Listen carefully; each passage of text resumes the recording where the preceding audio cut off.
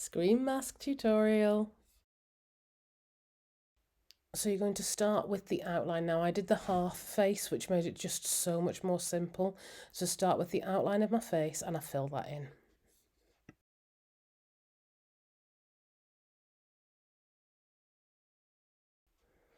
So I gave that a full cure of 60 seconds once I was done, and then I go in with my black detailing.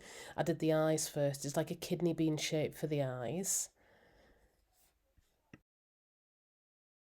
And then it's a similar shape for the nose, always curing in between, and then I do the mouth. It's kind of a long ovally type shape for the mouth.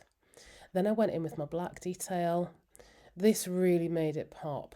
And then I watered down some black with a bit of clear, and I did like the shadowing. Then I went in with some more black around the outside. Again, I'd put a tiny bit of white in there so it looked a little bit different to the black background. Then I did all my lines on the face to give it a little bit of depth. You'll see here. And again, a bit more shadowing there. Just, you can go with the flow here and see what feels right. Once I was done, I top coated it and you're done. I hope that helps. Any questions or anything else you want to see, let me know in the comments. Thanks, guys.